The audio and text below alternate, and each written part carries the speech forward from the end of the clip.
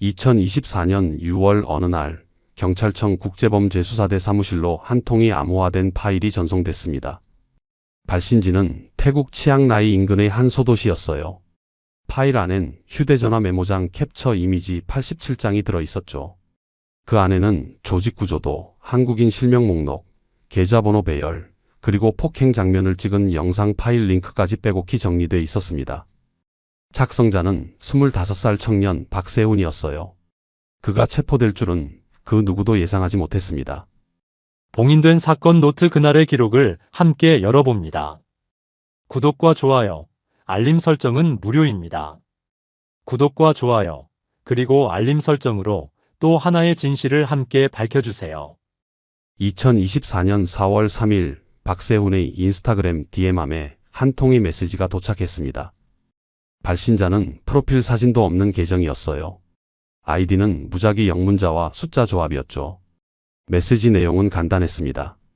해외 사무직 단기 고수익 알바, 항공권 제공, 숙소 무료, 한 달 450만 원 보장. 세훈은 당시 편의점과 배달 아르바이트를 전전하던 상황이었어요. 학자금 대출 상환 독촉 문자가 매일 쌓이고 있었습니다. 통장 잔고는 8만 원이었죠. 그는 고민 끝에 답장을 보냈어요. 관심 있다고 자세한 내용을 알고 싶다고 적었습니다. 답장은 2시간 만에 왔어요. 이틀 뒤 오후 2시 화상 면접 링크가 전송됐죠. 2024년 4월 5일 오후 2시 세훈은 고시원 책상 앞에 앉아 링크를 눌렀습니다. 화면이 연결되자 캄보디아 국제번호가 표시됐어요. 상대는 30대 중반으로 보이는 한국인 남성이었습니다. 배경은 흰 벽과 사무용 책상뿐이었죠. 남성은 유창한 한국말로 업무를 설명했어요. 고객 응대 및 데이터 정리 업무라고 했습니다. 한국어만 가능하면 된다고 덧붙였죠. 면접은 15분 만에 끝났어요. 여권 사본과 통장 사본만 이메일로 보내면 된다고 했습니다. 세훈은 그날 밤 서류를 스캔해서 전송했어요. 다음 날 오전 합격 통보와 함께 항공권 예약 확인서가 도착했습니다. 출발일은 2024년 4월 9일이었어요. 세훈은 부모님께 해외 인턴십에 합격했다고 거짓말을 했습니다. 짐은 캐리어 하나로 충분했죠. 2024년 4월 9일 오전 11시 세훈은 인천공항 3층 출국장에 도착했습니다. 방콕행 비행기는 오후 1시에 출발했어요. 비행시간은 5시간 반이었습니다. 방콕 수완나품 공항에 도착한 건 현지 시각으로 오후 5시였어요. 입국 심사를 마치고 나오자 한국인으로 보이는 남성 2명이 그의 이름을 적은 종이를 들고 서 있었습니다. 그들은 세훈을 보자 짧게 고개를 끄덕였어요. 인사도 간단했죠. 짐 확인 후 곧바로 주차장으로 이동했습니다. 차량은 낡은 흰색 벤이었어요. 뒷좌석엔 이미 다른 한국인 2명이 앉아 있었습니다. 모두 20대 초중반으로 보였죠. 그들은 서로 말을 섞지 않았어요. 차량은 방콕 시내를 벗어나 북쪽으로 향했습니다. 이동 시간은 약 6시간이었어요. 중간에 휴게소 한 곳에 들렀지만 화장실 사용 외엔 아무것도 허락되지 않았습니다. 밤 11시쯤 차량은 어두운 골목길로 접어들었어요. 건물 외벽엔 페인트가 벗겨진 흔적이 여러 군데 보였습니다. 입구엔 태국어와 중국어로 된 간판이 걸려 있었어요. 내용은 알아볼 수 없었죠. 세훈과 다른 일행들은 3층으로 안내됐습니다. 건물 내부는 생각보다 깔끔했어요. 복도 양쪽으론 사무실처럼 보이는 방들이 줄지어 있었습니다. 한 남성이 그들을 작은 회의실로 데려갔어요. 그리고 말했죠. 여권, 신분증, 휴대전화를 제출하라고. 세훈은 주저했습니다. 하지만 다른 일행들이 순순히 내놓는 걸 보고 따라 꺼냈어요. 대신 초기화된 중고 스마트폰 한 대가 지급됐습니다. 와이파이 비밀번호는 알려주지 않았어요. 외부 연락은 통제된다는 설명이 뒤따랐죠. 그날 밤 12시 세훈은 룽거 컴퍼니라는 이름을 처음 들었습니다. 교육 담당자는 30대 후반으로 보이는 한국인 남성이었어요. 그는 노트북 화면을 켜고 엑셀 파일 하나를 띄웠습니다. 파일엔 206명의 이름과 전화번호, 계좌번호가 정리돼 있었어요.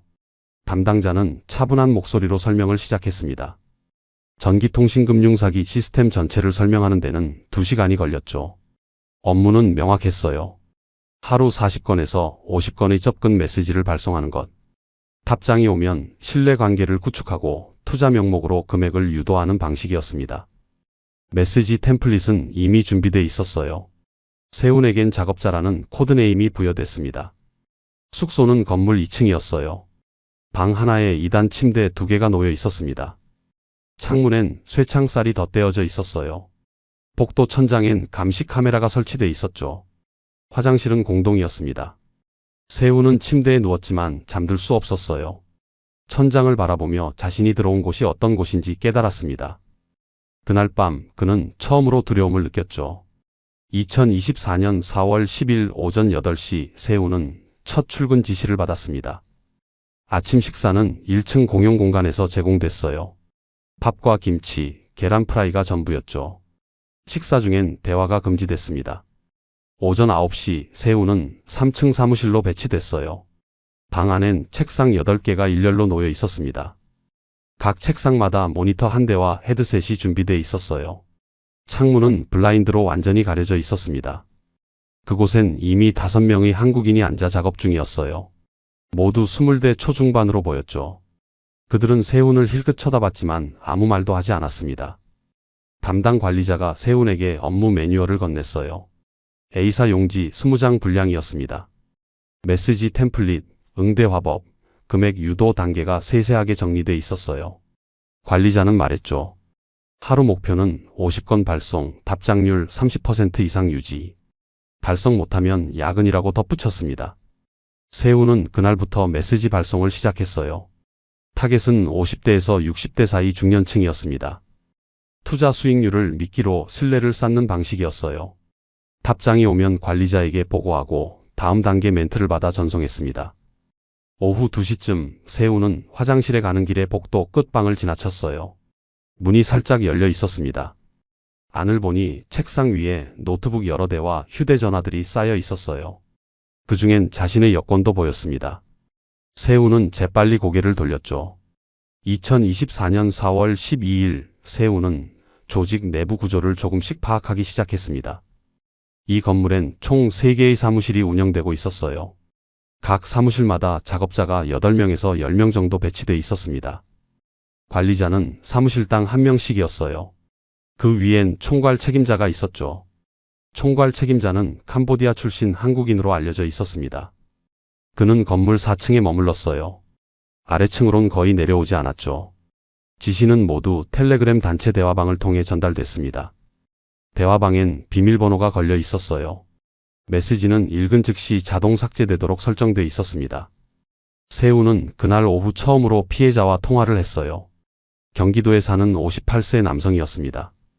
상대는 투자 수익에 관심을 보였죠. 세훈은 매뉴얼대로 응대했습니다.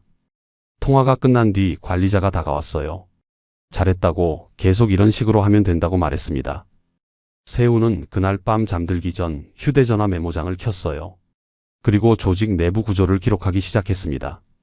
사무실 개수, 인원 배치, 관리자 이름, 업무 방식, 모든 걸 빠짐없이 적었어요.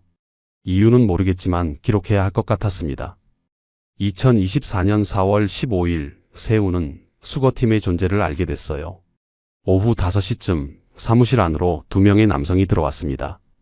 그들은 관리자와 짧게 대화를 나눴어요. 그리고 USB 하나를 건네받고 나갔죠. 나중에 알게 된 사실이지만 그들은 매일 피해자 계좌 정보를 정리하는 수거팀이었습니다. 입금된 금액은 즉시 여러 개의 외국인 명의 계좌로 분산됐어요. 환전은 태국 현지 환전소를 통해 우회 처리됐습니다. 돈의 흐름을 추적하기 어렵게 만드는 방식이었죠. 세훈은 그날 저녁 식사 시간에 옆자리 작업자와 눈이 마주쳤어요. 상대는 23쯤 되어 보이는 청년이었습니다. 그는 작은 목소리로 속삭였죠. 여기서 나갈 방법이 있냐고. 세훈은 고개를 저었습니다. 청년은 한숨을 쉬었어요. 그리고 다시 밥을 먹기 시작했죠. 2024년 4월 18일 세훈은 처음으로 조직의 폭력을 목격했습니다. 새벽 2시쯤 2층 숙소에서 고함 소리가 들렸어요. 누군가 탈출을 시도한 것 같았습니다. 복도에서 발소리와 비명이 뒤섞였죠. 세훈은 침대에 누운 채 눈을 감았어요. 다음 날 아침 그 청년은 보이지 않았습니다. 누구도 그에 대해 묻지 않았어요. 세훈은 그날부터 메모를 더욱 세밀하게 기록하기 시작했습니다. 조직원 실명, 계좌번호 배열, 폭행 장면 목격 일시, 모든 걸 남겼어요. 언젠가 이 기록이 필요할 거라는 예감이 들었습니다. 그는 매일 밤 천장을 바라보며 생각했어요. 여기서 어떻게 빠져나갈 수 있을까? 그리고 이 모든 걸 누군가에게 알려야 하지 않을까? 하지만 지금은 아무것도 할 수 없었습니다. 그저 살아남는 것만이 목표였어요. 2024년 5월 2일 새로운 작업자가 건물에 들어왔습니다. 21살로 보이는 청년이었어요. 이름은 김준혁이었습니다. 그는 세훈과 같은 숙소방을 배정받았어요. 첫날 밤 준혁은 침대에 누워 작게 중얼거렸습니다. 여기 뭔가 이상하다고. 세훈은 대답하지 않았어요. 2024년 5월 6일 오후 3시 준혁은 관리자에게 항의했습니다. 약속과 다르다고 당장 여권을 돌려달라고 소리쳤어요. 사무실 안이 순식간에 조용해졌습니다. 관리자는 차분한 목소리로 말했죠. 일단 진정하고 이야기하자고. 준혁은 책상을 주먹으로 쳤어요. 그날 저녁, 준혁은 저녁 식사 자리에 나타나지 않았습니다. 세훈은 불안한 마음으로 2층 숙소로 돌아왔어요. 복도 끝 작은 방에서 낮은 신음소리가 들렸습니다. 방문은 잠겨 있었어요. 세훈은 자신의 방으로 재빨리 들어갔습니다. 2024년 5월 7일 오전 10시 텔레그램 단체 대화방에 영상 하나가 올라왔어요. 제목은 교육자료였습니다. 세훈은 휴대전화 화면을 켰어요. 영상엔 준혁이 나왔습니다. 그는 작은 방 바닥에 쓰러져 있었어요. 2명의 남성이 그를 발로 차고 있었습니다. 준혁은 비명도 지르지 못했어요. 입에 천이 물려 있었죠. 영상 길이는 1분 32초였습니다. 세훈은 손이 떨렸어요. 화면을 끄려고 했지만 눈을 뗄 수 없었습니다. 영상이 끝나자 총괄 책임자의 메시지가 올라왔어요. 규칙을 어기면 이렇게 된다는 내용이었습니다. 그리고 한 줄이 더 추가됐죠. 한국에 보내서 처리하겠다고. 세훈은 그날 하루 종일 일이 손에 잡히지 않았어요. 메시지를 보내도 집중할 수 없었습니다. 피해자와 통화할 때도 목소리가 떨렸어요. 오후 4시쯤 관리자가 세훈의 책상 앞에 섰습니다. 괜찮냐고 물었어요. 세훈은 고개를 끄덕였습니다. 관리자는 어깨를 두드리며 말했죠. 적응하면 괜찮아진다고. 2024년 5월 8일 준혁은 다시 사무실에 나타났습니다. 얼굴 한쪽이 부서 있었어요. 왼쪽 눈 주변엔 멍이 들어 있었습니다. 그는 아무 말 없이 자리에 앉았어요. 키보드를 두드리는 손이 미세하게 떨리고 있었습니다. 세훈은 차마 그를 쳐다볼 수 없었어요. 점심시간에 준혁이 화장실로 갔을 때 세훈도 뒤따라 들어갔습니다. 준혁은 세면대 앞에서 물로 얼굴을 씻고 있었어요. 세훈은 작은 목소리로 물었습니다. 괜찮냐고. 준혁은 거울 속 세훈을 바라봤어요. 그리고 고개를 저었습니다. 하지만 아무 말도 하지 않았죠. 2024년 5월 10일 새벽 1시 세훈은 복도에서 들리는 소리에 잠에서 깼습니다. 전화통화 소리였어요. 남성의 목소리가 크게 울렸습니다. 세훈은 침대에서 일어나 문틈으로 복도를 봤어요. 관리자 중 한 명이 휴대전화를 들고 서 있었습니다. 그는 누군가와 통화 중이었어요. 너희 아들 여기 있다고 말 안 들으면 죽여버리겠다고 소리쳤습니다. 상대는 울먹이는 목소리로 뭔가 애원하고 있었어요. 관리자는 차갑게 말했죠. 900만 원 보내라고. 내일까지 안 보내면 시체로 보낸다고. 통화는 3분 만에 끝났습니다.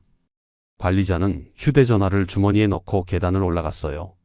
세훈은 문을 조용히 닫았습니다. 손이 떨렸어요. 그는 침대로 돌아가 이불을 뒤집어 썼습니다. 2024년 5월 11일 오후 2시 텔레그램 대화방에 메시지가 올라왔어요. 입금 확인됐다는 내용이었습니다. 900만 원이 지정된 계좌로 들어왔다고 했죠. 세훈은 그 메시지를 보며 메모장을 열었어요. 그리고 적었습니다. 2024년 5월 10일 새벽 1시 협박 전화 목격. 5월 11일 오후 2시 900만 원 입금 확인. 피해자는 조직원 가족으로 추정. 그는 매일 밤 이런 식으로 기록을 남겼어요. 날짜, 시간, 사건 내용, 관련 인물. 모든 걸 빠짐없이 적었습니다. 메모는 점점 길어졌어요. 어느새 87개의 항목이 정리돼 있었습니다. 세훈은 이 기록을 언젠가 밖으로 보낼 수 있기를 바랐어요. 하지만 지금은 그럴 방법이 없었습니다. 그는 매일 밤 천장을 바라보며 생각했죠. 여기서 언제쯤 빠져나갈 수 있을까? 그리고 이 기록이 정말 누군가에게 닿을 수 있을까? 답은 알 수 없었습니다. 다만 살아남아야 한다는 것만은 확실했어요. 2024년 6월 14일 태국 경찰과 한국 경찰의 합동 수사가 시작됐습니다. 새벽 5시 건물이 포위됐어요. 세훈은 잠에서 깨자마자 복도의 고함 소리를 들었습니다. 사무실 문이 부서지는 소리가 연달아 들렸어요. 체포 과정은 1시간 만에 끝났습니다. 조직원 23명 전원이 연행됐어요. 세훈도 그중 한 명이었습니다. 경찰서 조사실에서 세훈은 처음으로 자신의 휴대전화를 돌려받았어요. 메모장엔 87개의 기록이 그대로 남아 있었습니다. 수사관은 그 기록들을 하나하나 확인했어요. 그리고 물었죠. 이게 전부 사실이냐고. 세훈은 고개를 끄덕였습니다. 2024년 6월 18일 한국으로 송환된 조직원들에 대한 본격 조사가 시작됐어요. 검찰 조사실에서 세훈은 자신의 역할을 진술했습니다. 하루 40건에서 50건의 메시지 발송, 피해자와의 통화 응대, 그리고 조직 내부에서 목격한 폭행과 협박. 수사관은 피해자 명단을 펼쳐 보였어요. 총 206명의 이름이 적혀 있었습니다. 그중 세훈이 직접 접촉한 사람은 몇 명이냐고 물었죠. 세훈은 정확히 기억나지 않는다고 답했어요. 아마 30명에서 40명 정도일 거라고 덧붙였습니다. 하지만 수사 기록엔 다르게 나와 있었어요. 세훈의 계정으로 발송된 메시지는 총 1,400건이었습니다. 응대한 피해자 수는 83명으로 집계됐어요. 그중 실제 피해 금액이 발생한 경우는 52건이었습니다. 세훈은 고개를 저었어요. 그건 자기 혼자 한 게 아니라고 말했습니다. 같은 계정을 여러 명이 돌려가며 사용했다고 주장했죠. 2024년 6월 22일 다른 조직원들의 진술이 시작됐습니다. 일부는 범죄단체 가입 자체를 부인했어요. 자신들도 피해자라고 주장했습니다. 강제로 끌려왔고 협박에 못 이겨 일했을 뿐이라고 말했죠. 관리자급 인물들도 책임을 회피했어요. 자신은 단순히 지시를 전달했을 뿐이라고 진술했습니다. 실제 의사결정은 총괄 책임자가 했다고 덧붙였죠. 그러나 총괄 책임자는 태국에서 도주한 상태였어요. 송환 요청이 진행 중이었지만 시일이 걸릴 것으로 보였습니다. 변호인 측에서 새로운 주장이 나왔어요. 총 편취액 66억 원 중 상당 부분이 다른 조직의 금액과 섞여 있다는 내용이었습니다. 룽거 컴퍼니는 3개의 사무실을 운영했지만 계좌는 공동으로 사용했다고 했죠. 수거팀이 돈을 모을 때 출처를 구분하지 않았다는 겁니다. 실제로 계좌 이체 내역을 분석한 결과 하나의 계좌에 여러 사무실 금액이 혼재돼 있었어요. 검찰은 이 부분을 재조사하기 시작했습니다. 2024년 7월 3일 세훈은 두 번째 조사를 받았어요. 수사관은 폭행 목격에 대해 물었습니다. 세훈은 5월 7일 영상을 봤다고 진술했어요. 그러나 직접 폭행에 가담한 적은 없다고 강조했습니다. 수사관은 다른 조직원의 진술서를 보여줬어요. 그 진술엔 세훈이 폭행 현장에 있었다고 적혀 있었습니다. 세훈은 당황했어요. 그건 사실이 아니라고 부인했습니다. 자신은 그저 영상으로만 봤을 뿐이라고 재차 말했죠. 하지만 또 다른 조직원은 세훈이 방 밖에서 지켜보고 있었다고 증언했습니다. 진술은 계속 엇갈렸어요. 협박 전화건에 대해서도 마찬가지였습니다. 세훈은 복도에서 듣기만 했다고 했어요. 그러나 통화 녹취 분석 결과 배경소음에서 여러 명의 숨소리가 감지됐습니다. 수사관은 물었죠. 그 자리에 몇 명이 있었냐고. 세훈은 기억이 나지 않는다고 답했어요. 2024년 7월 15일 변호인 측은 정식으로 의견서를 제출했습니다. 개별 조직원의 실제 범행액을 재산정해야 한다는 내용이었어요. 현재 기소된 금액은 조직 전체 편취액을 인원수로 나눈 것에 불과하다고 주장했습니다. 실제론 각자 역할과 업무량이 달랐다는 겁니다. 검찰은 이를 일부 인정했어요. 하지만 조직 범죄의 특성상 개별 책임과 공동 책임을 함께 물어야 한다고 반박했습니다. 재판부는 이 부분을 추가 심리하겠다고 밝혔죠. 세훈은 구치소 독방에 앉아 생각했습니다. 자신이 정확히 무엇을 했는지, 어디까지가 자신의 책임인지, 메모에 적은 기록들이 오히려 자신에게 불리하게 작용하는 건 아닌지, 답은 여전히 나오지 않았어요. 재판은 이제 시작 단계였습니다. 진실이 무엇인지, 누가 진짜 책임자인지, 그 모든 것이 법정에서 밝혀져야 했어요. 하지만 세훈은 알고 있었습니다. 진실은 생각보다 복잡하고 책임은 명확하게 나뉘지 않는다는 것을. 2024년 7월 28일 태국 경찰로부터 대용량 파일이 전송됐습니다. 건물 내부에 설치된 CCTV 백업 데이터였어요. 총 용량은 340GB에 달했습니다. 한국국립과학수사연구원 디지털 포렌식 팀이 분석을 시작했어요. 복구 작업은 일주일이 걸렸습니다. 2024년 8월 4일 첫 번째 분석 결과가 나왔어요. CCTV 영상엔 2024년 4월 10일부터 6월 14일까지의 기록이 남아 있었습니다. 3층 사무실 복도, 2층 숙소 입구, 1층 현관이 촬영됐어요. 프레임 단위로 분석한 결과 조직원들의 출입 시간이 정확히 기록돼 있었습니다. 세훈의 얼굴도 142회 확인됐어요. 그중 94회는 3층 사무실 출입이었습니다. 나머지 48회는 2층 숙소와 1층 식당 이동 기록이었죠. 수사관들은 세훈의 동선을 시간대별로 재구성했어요. 오전 9시에 사무실 입장, 오후 1시에 점심 식사, 오후 2시에 사무실 복귀, 저녁 6시에 퇴근. 거의 매일 같은 패턴이 반복됐습니다. 하지만 특이한 날도 있었어요. 2024년 5월 7일 오후 6시 32분 세훈은 복도 끝 작은 방 앞을 지나갔습니다. 영상엔 그가 잠시 멈춰 서는 모습이 찍혀 있었어요. 약 7초간 그 자리에 서 있다가 숙소로 돌아갔죠. 그 시각은 준혁이 폭행당한 시점과 일치했습니다. 2024년 8월 7일 텔레그램 서버 복구 작업도 진행됐어요. 태국 경찰이 압수한 휴대전화 17대에서 대화 내역을 추출했습니다. 암호화된 메시지들이 디지털 포렌식으로 복호화됐어요. 총 8,432개의 메시지가 복구됐습니다. 그중엔 작업 지시 캘린더도 포함되어 있었어요. 캘린더엔 각 조직원의 담당 시간대가 기록되어 있었습니다. 세훈의 이름 옆엔 오전 9시부터 오후 6시까지 표시되어 있었어요. 주말엔 오전 근무만 배정돼 있었습니다. 수사관들은 이 데이터를 피해자 접촉 기록과 대조했어요. 피해자 206명의 통화 및 메시지 기록 1,400건이 시간대별로 정리됐습니다. 그중 세훈의 근무 시간대와 겹치는 건수는 312건이었어요. 나머지 1,088건은 다른 조직원들의 근무 시간과 일치했습니다. 변호인 측은 이 자료를 근거로 재주장했어요. 세훈이 담당한 실제 건수는 312건이라고 밝혔습니다. 1,400건 전체를 세훈의 책임으로 돌릴 수 없다는 겁니다. 검찰은 반박 자료를 준비했어요. 2024년 8월 12일 추가 분석 결과가 나왔습니다. 계좌 이동 경로가 4개국을 거친 정황이 확인됐어요. 태국 현지 계좌에서 베트남, 캄보디아, 라오스를 경유해 최종적으로 중국 계좌로 입금됐습니다. 각 단계마다 환전이 이루어졌어요.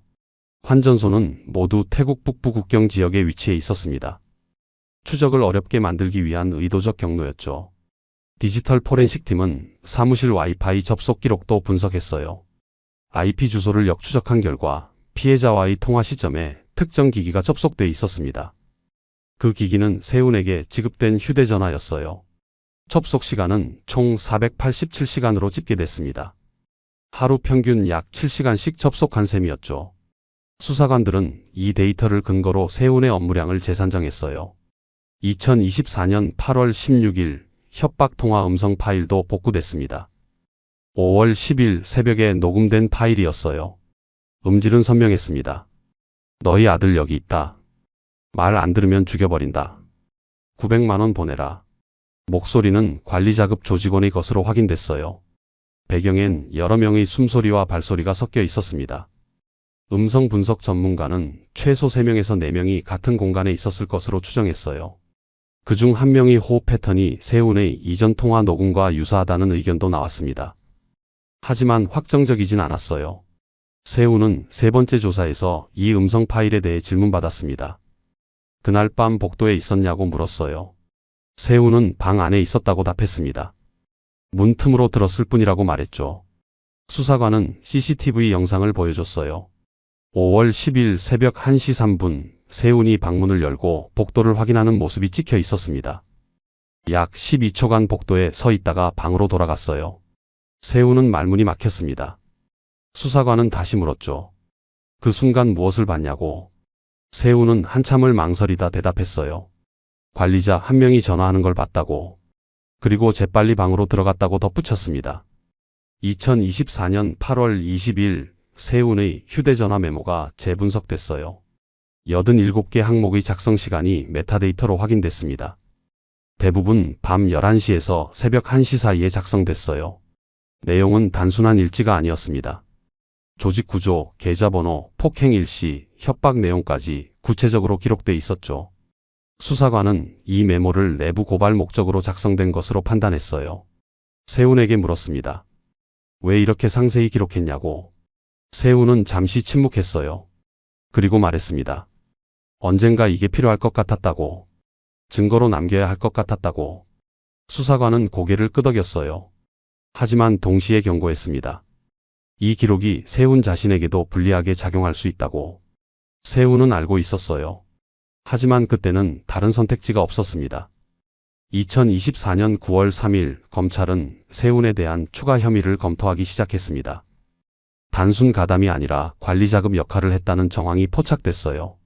텔레그램 대화방 분석 결과 세운의 이름이 작업 배정 메시지에 여러 차례 등장했습니다. 2024년 5월 18일 오후 3시 한 메시지에서 세운은 신입 조직원에게 업무 방식을 설명하라는 지시를 받았어요. 5월 22일엔 다른 작업자의 실적을 점검하라는 내용도 있었습니다.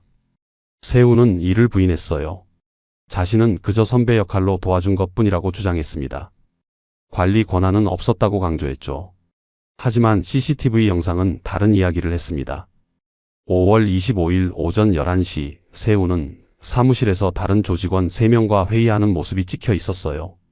그는 노트북 화면을 가리키며 무언가 설명하고 있었습니다.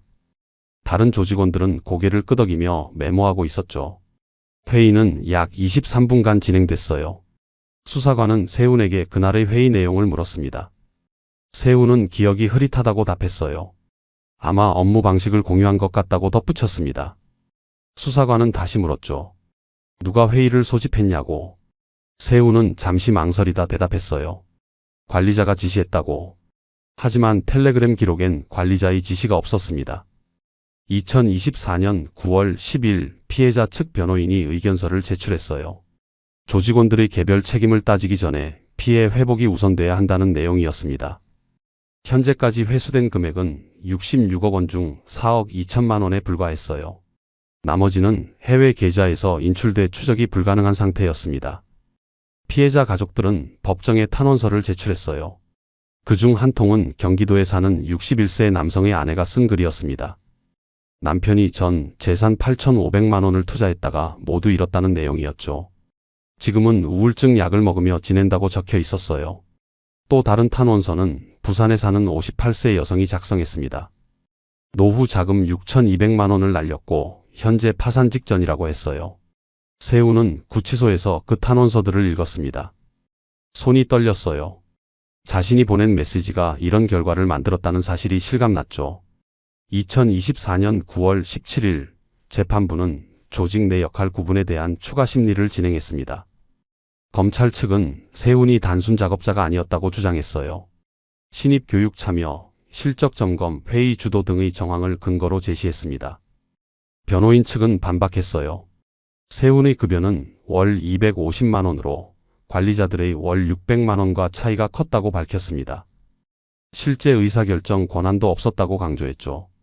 재판부는 조직 내부 급여 대장을 제출하라고 요구했어요. 검찰은 태국 경찰에 추가 자료를 요청했습니다. 하지만 급여 대장은 발견되지 않았어요. 조직이 현금으로 급여를 지급했기 때문이었습니다. 2024년 9월 24일 다른 조직원들의 증언이 이어졌어요. 준혁은 법정에서 세운에 대해 진술했습니다. 세운은 자신이 폭행당할 때 복도에 있었다고 말했어요. 직접 가담하진 않았지만 그 광경을 보고도 아무 말하지 않았다고 덧붙였습니다. 세운의 변호인은 즉시 반대 신문을 요청했어요. 준혁에게 물었죠. 세운이 복도에 있었다는 걸 어떻게 확인했냐고. 준혁은 대답했습니다. 방문 틈으로 봤다고. 변호인은 다시 물었어요. 그럼 세운이 뭘 하고 있었냐고. 준혁은 잠시 망설였습니다. 그냥 서 있었다고, 그리고 곧 사라졌다고 답했어요. 또 다른 조직원은 세운을 옹호하는 증언을 했습니다. 세훈은 조직 내에서 가장 소극적인 사람이었다고 말했어요. 지시를 따르긴 했지만 적극적으로 나서는 타입은 아니었다고 덧붙였죠. 하지만 관리 자급 조직원은 정반대로 진술했어요. 세훈은 업무 파악이 빠르고 다른 사람들을 잘 이끌었다고 말했습니다. 자신이 자리를 비울 때 세훈에게 사무실을 맡긴 적도 있다고 밝혔어요. 증언은 계속 엇갈렸습니다. 재판부는 혼란스러워했어요. 2024년 10월 1일 검찰은 조직 총괄 책임자의 송환을 재차 요청했습니다. 태국 법무부는 검토 중이라고 답했어요. 하지만 구체적인 일정은 제시하지 않았습니다. 총괄 책임자 없이는 조직의 최종 의사결정 구조를 밝힐 수 없었어요. 누가 폭행을 지시했는지, 금액 분배는 어떻게 이루어졌는지, 핵심 질문들에 대한 답이 나오지 않았습니다. 세훈은 5번째 조사에서 자신의 입장을 정리했어요. 자신은 조직에 강제로 끌려온 피해자이면서 동시에 가해자라고 인정했습니다. 도망칠 기회가 있었는지 묻자 세훈은 고개를 저었어요. 여권도 없었고 언어도 통하지 않았으며 감시가 24시간 이어졌다고 말했습니다. 하지만 그럼에도 자신이 한 일에 대해 책임을 져야 한다고 덧붙였죠. 수사관은 물었어요. 메모를 왜 남겼냐고. 세훈은 잠시 침묵했습니다. 그리고 천천히 입을 열었어요. 언젠가 이 일이 밝혀져야 한다고 생각했다고. 그래서 기록을 남긴 거라고. 수사관은 고개를 끄덕였어요. 하지만 동시에 말했습니다. 그 기록이 세훈 자신의 죄를 증명하는 증거가 되고 있다고. 세훈은 알고 있었어요. 하지만 후회하진 않았습니다. 진실은 어떤 식으로든 드러나야 했으니까요. 2024년 10월 8일 재판부는 다음 공판 일정을 12월 10일로 지정했습니다. 그때까지 추가 증거를 보완하라고 지시했어요. 특히 조직 내 역할 구분과 실제 편취 금액 산정이 명확해져야 한다고 강조했습니다. 세훈은 구치소로 돌아가는 호송 차량 안에서 창밖을 바라봤어요. 진실이 무엇인지, 자신이 정말 누구였는지 아직도 답을 내릴 수 없었습니다. 2024년 11월 5일 태국 법무부로부터 공식 답변이 도착했습니다. 조직 총괄 책임자의 송환이 불가능하다는 내용이었어요. 해당 인물이 캄보디아 국적자로 확인됐고 현재 소재가 파악되지 않는다는 겁니다. 국제 공조 수사는 사실상 중단됐어요. 검찰은 현재 확보된 증거만으로 재판을 진행하기로 결정했습니다. 2024년 11월 12일 추가 디지털 증거 분석 결과가 제출됐어요. 텔레그램 대화방에서 삭제된 메시지 147건이 복구됐습니다. 그중엔 조직 내부 갈등을 보여주는 대화도 있었어요. 2024년 5월 29일 오후 10시 관리자들 사이의 대화가 복구됐습니다. 한 관리자가 불만을 토로했어요. 작업자들의 실적이 고르지 않다고, 특히 일부는 의도적으로 태만하는 것 같다고 적었습니다. 다른 관리자는 강도 높은 교육이 필요하다고 답했어요. 그 대화에서 세훈의 이름이 언급됐습니다. 세훈은 실적은 괜찮지만 태도가 소극적이라는 평가였어요. 감시를 강화해야 한다는 의견도 있었습니다. 변호인은 이 대화 기록을 근거로 재주장했어요. 세훈이 조직 내에서 신뢰받지 못하는 위치였다는 걸 보여준다고 말했습니다. 관리 자급이었다면 이런 평가를 받을 리 없다고 덧붙였죠. 하지만 검찰은 다른 해석을 내놓았어요. 소극적이라는 평가는 조직 충성도가 낮다는 의미일 뿐 역할이 없었다는 증거는 아니라고 반박했습니다. 2024년 11월 19일 피해자 중 한 명이 법정에 직접 출석했습니다. 대구에 사는 64세 남성이었어요. 그는 세훈과 직접 통화했던 사람이었습니다. 증언대에 선 남성은 떨리는 목소리로 말했어요. 2024년 4월 27일 처음 메시지를 받았다고. 투자 제안이었고 처음엔 의심했지만 상대가 너무 친절하고 상세하게 설명해서 믿게 됐다고 했습니다. 통화는 총 6번 이루어졌어요. 상대는 항상 정중했고 투자 과정을 단계별로 안내해줬다고 말했습니다. 남성은 총 3,800만 원을 송금했어요. 처음엔 500만 원, 그 다음엔 1,200만 원, 마지막엔 2,100만 원이었습니다. 수익이 발생했다는 메시지를 받고 출금을 요청했지만 이후 연락이 끊겼다고 했죠. 재판장은 물었습니다. 통화 상대의 목소리를 기억하냐고. 남성은 고개를 끄덕였어요. 젊은 남성이었다고 아마 20대 중반쯤 됐을 거라고 답했습니다. 검찰은 세훈의 통화 녹음 파일을 재생했어요. 법정의 목소리가 울려 퍼졌습니다. 남성은 귀를 기울이다 고개를 끄덕였어요. 이 목소리가 맞다고 말했습니다. 세우는 고개를 숙였어요. 변호인은 남성에게 물었습니다. 통화할 때 상대가 강압적이었냐고. 남성은 고개를 저었어요. 오히려 친절했다고, 그래서 더 믿게 됐다고 답했습니다. 법정은 잠시 정적에 휩싸였어요. 2024년 11월 26일 조직원 전원에 대한 최종 공판 준비가 시작됐습니다. 검찰은 기소 내용을 일부 수정했어요. 조직원들을 세 등급으로 나눴습니다. 총괄급, 관리급, 작업급. 세우는 작업급으로 분류됐어요. 하지만 작업급 내에서도 상위에 배치됐습니다. 근거는 신입교육 참여, 회의 주도, 장기 근속 등이었어요. 편취 금액도 재산정됐습니다. 세운이 직접 관여한 건으로 확인된 금액은 약 12억 원이었어요. 나머지 54억 원은 조직 전체 공동 책임으로 분류됐습니다. 변호인은 12억 원도 과도하다고 주장했어요. 실제 세운의 계정으로 입금된 금액을 추적한 결과 약 6억 8천만 원이 더 정확하다고 밝혔습니다. 재판부는 이 부분을 최종 심리에서 판단하겠다고 밝혔어요. 2024년 12월 3일 세운은 최후 진술 준비를 시작했습니다. 변호인과 함께 진술문을 작성했어요. 세운은 자신의 잘못을 인정하되 조직에 강제로 끌려온 정황도 함께 밝히기로 했습니다. 진술문엔 피해자들에 대한 사과도 포함됐어요. 하지만 세운은 한 가지를 더 추가하고 싶었습니다. 메모를 남긴 이유에 대해서요. 변호인은 신중하게 고민했어요. 그 내용이 오히려 불리하게 작용할 수도 있다고 경고했습니다. 하지만 세운은 고집했어요. 진실을 말하고 싶다고, 그게 자신이 할 수 있는 유일한 일이라고 말했습니다. 2024년 12월 5일 다른 조직원들의 선고 일정이 먼저 잡혔어요. 관리급 4명은 12월 17일에 선고받기로 했습니다. 작업급 15명은 2025년 1월 중으로 분산 선고될 예정이었어요. 세운의 선고 일정은 아직 정해지지 않았습니다. 추가 심리가 필요하다는 이유였어요. 재판부는 세운의 역할과 메모 작성 의도를 명확히 파악하고 싶어 했습니다. 2024년 12월 8일 세운은 구치소 면회실에서 부모님을 만났어요. 어머니는 울고 있었습니다. 아버지는 아무 말도 하지 않았어요. 세운은 사과했습니다. 어머니는 고개를 저었어요. 내 잘못이 아니라고, 속아서 간 거라고 말했습니다. 하지만 세운은 알고 있었어요. 처음엔 속았을지 몰라도 나중엔 알고 있었다는 걸. 그럼에도 빠져나오지 못했다는 걸. 면회 시간은 30분이었습니다. 부모님이 떠나고 나자 세운은 혼자 남았어요. 2024년 12월 10일 최종 공판이 열렸습니다. 법정엔 피해자 가족 20명이 방청석에 앉아 있었어요. 세운은 증인석에 섰습니다. 재판장이 물었어요. 최후 진술을 하겠냐고. 세운은 고개를 끄덕였습니다. 그리고 천천히 입을 열었어요. 자신이 한 일에 대해 변명하지 않겠다고, 피해자들에게 진심으로 사과한다고 말했습니다. 그리고 메모에 대해 설명했어요. 언젠가 이 일이 세상에 알려져야 한다고 생각했다고, 그래서 기록을 남겼다고, 그게 자신이 할 수 있는 유일한 속죄라고 생각했다고 덧붙였습니다. 방청석에서 누군가 흐느끼는 소리가 들렸어요. 세운은 고개를 숙였습니다. 재판장은 잠시 침묵했어요. 그리고 말했습니다. 선고는 2025년 1월 14일에 하겠다고.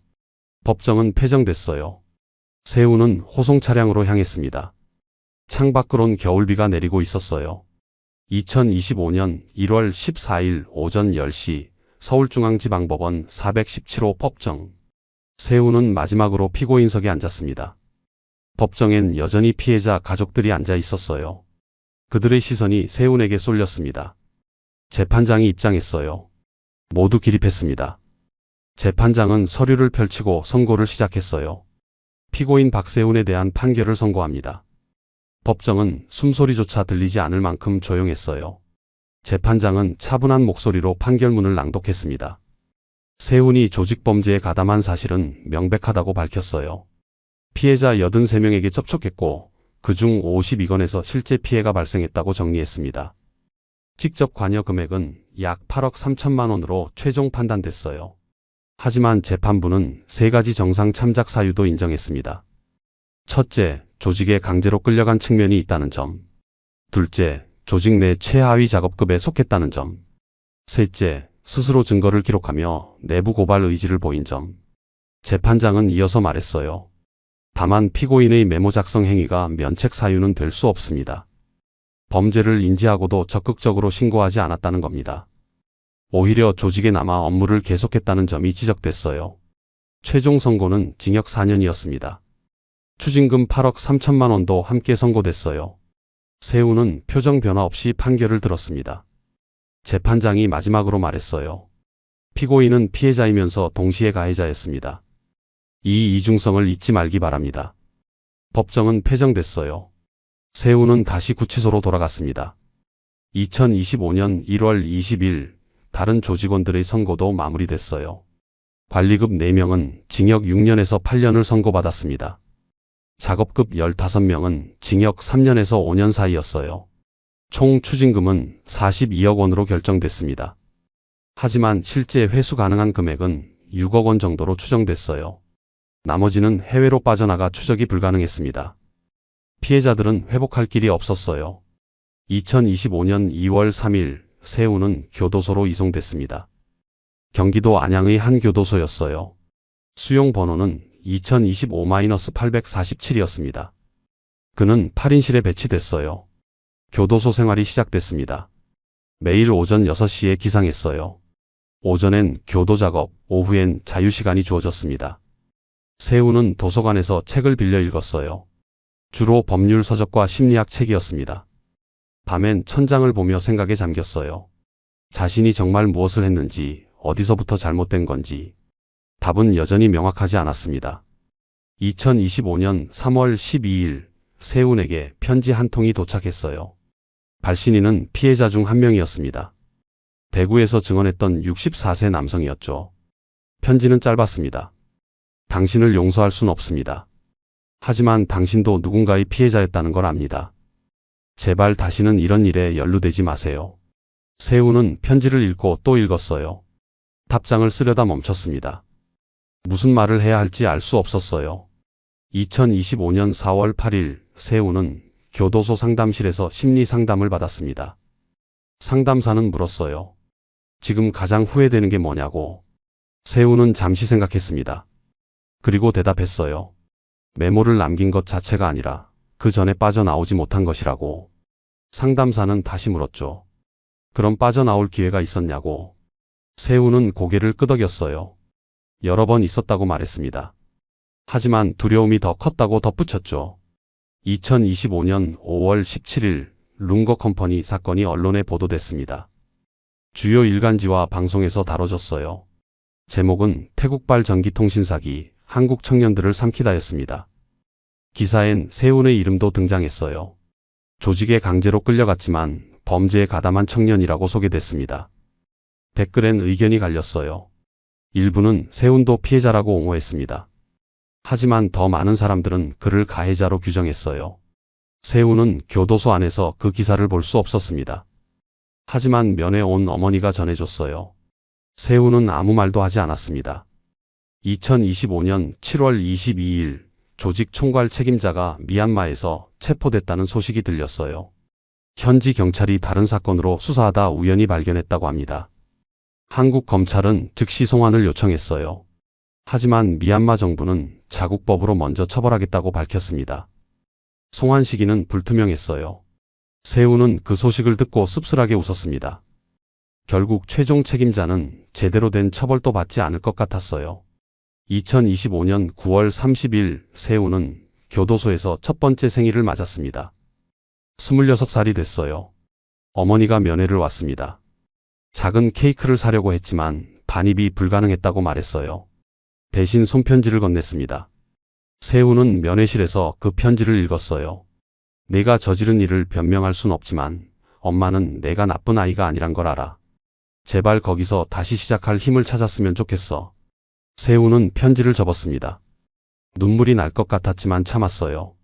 2025년 11월 19일 세우는 교도소 작업장에서 일하며 생각했습니다.